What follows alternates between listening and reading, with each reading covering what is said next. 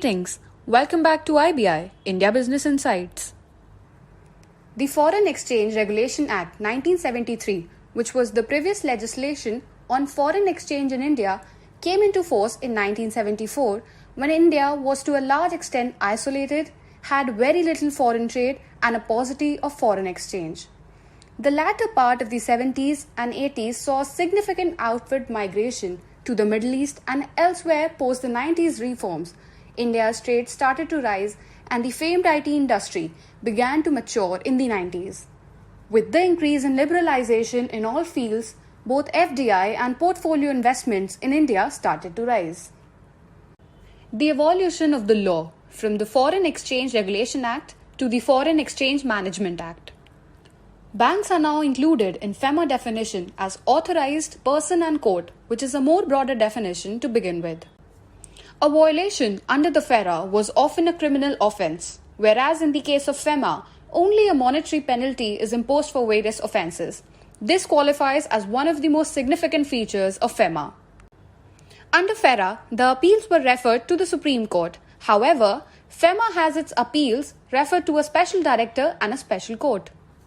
Under FERA, the accused received no support. However, an accused is entitled to legal representation under FEMA Section 32. The primary reason for the creation of FERA was to save foreign currency. FEMA, however, was established primarily for the purpose of controlling and managing foreign exchange resources. It is important to note that foreign-based Indian citizens are not covered by FEMA. There is a method used to locate the residence of an Indian citizen.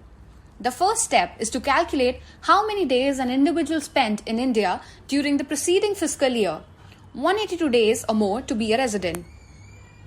Offices, branches and agencies may all be counted as individuals for the purposes of determining Indian residence. FEMA grants the central government control over three things while also granting it the authority to impose restrictions on them. These include remittances from or to India, payments to or from India, and currencies and international security agreements. It identifies the areas in and around which the Reserve Bank of India or the government deems necessary for the acquisition or holding of foreign exchange. While current account transactions under FEMA are permissible freely subject to certain restrictions, the exceptions for current account transactions include remittance out of lottery winnings, remittance of income from racing, riding, etc. or any other hobby, remittance for purchase of lottery tickets, banned prescribed magazines, football pools, sweepstakes, etc. Payment of commission on export made towards equity investment in joint ventures or wholly owned subsidiaries abroad of Indian companies. And remittance of dividend by any company to which the requirement of dividend balancing is applicable. Current and capital account transactions. Section 5 of the Act allows any person to sell or draw foreign exchange to or from an authorized person if such sale or drawal is a current account transaction as defined under Section 2J of the Act. However, the central government may, in the public interest and in consultation with the Reserve Bank, impose reasonable restrictions for current account transactions. Foreign Exchange Management Current Account Transaction Rules 2000 defines the term drawal as to mean drawal of foreign exchange from an authorized person and includes opening of letter of credit or use of international credit card or international debit card or ATM card or any other thing by whatever name called which has the effect of creating foreign exchange liability. Section 6 allows capital account transactions subject to, however, certain conditions. This section empowers the Reserve Bank of India to specify, in consultation with the central government, any class or classes of capital account transactions permissible and the limit up to which foreign exchange shall be admissible for such transactions. The Reserve Bank may, by regulations, prohibit, restrict or regulate the following. First, transfer or issue of any foreign security by a person resident in India. Transfer or issue of any security by a person resident outside India. Transfer or issue of any security or foreign security by any branch, office or agency in India of a person resident outside India. Any borrowing or lending in foreign exchange in whatever form or by whatever name called. Deposits between person resident in India and person resident outside India.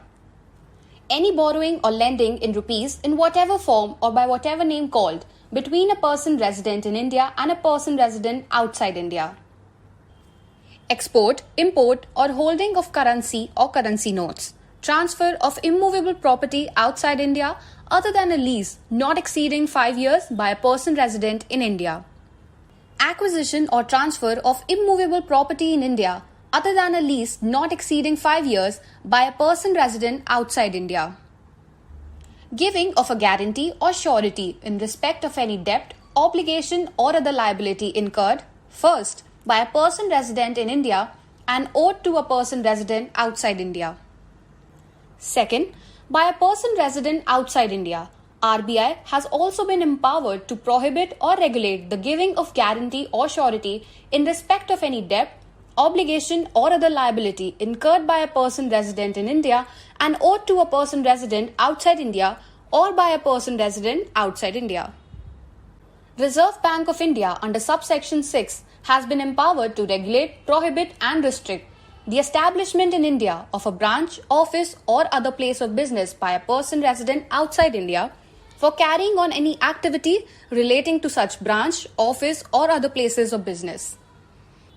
Repatriation of foreign exchange.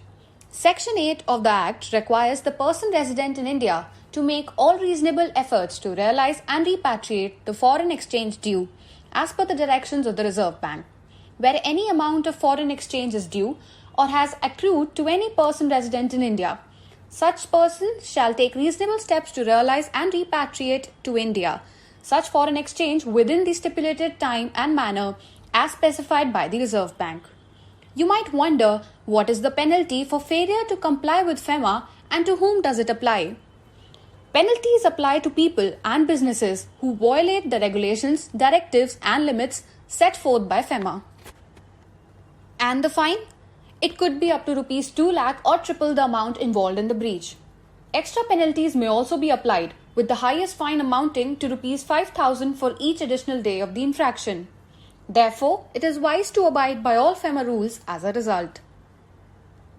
The Foreign Exchange Management Act has been recently amended by the government, opening the door for up to 20% foreign direct investment in the massive LIC insurance company. The initial public offering is how the government intends to reduce its ownership of LIC. The draft red herring prospectus for the IPO was submitted by LIC to the market regulator SEBI. The provisions DPIIT announced in a press note, such as modifications to the FDI policy that will permit substantial foreign portfolio investors to purchase LIC shares, which had to be operationalized before FEMA could be notified.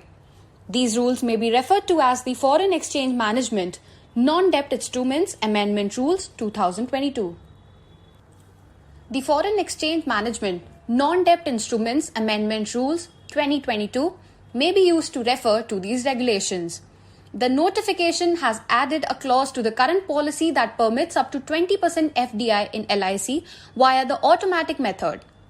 It has been agreed to permit foreign investment up to 20% in LIC and other similar corporate bodies because the cap on foreign inflows for public sector banks in 20% under the current FDI policy. To summarize, the FERA was compatible with post-liberalization policies which led to the introduction of FEMA. The fact that all foreign exchange infractions are now considered civil offences rather than criminal offences as required by the FERA represents a fundamental change brought by the FEMA. Consolidating and amending the law governing foreign exchange with the aim of facilitating international trade and payments is the major goal of the Foreign Exchange Management Act 1999. Additionally, it was created to support the orderly growth and upkeep of India's foreign exchange market. Although there are no concrete precedents pertaining to this act, the government regularly notifies any or all changes, modifications in the act through circulars and notifications. Thank you so much. Please like, share and hit the bell icon to subscribe to India Business Insights.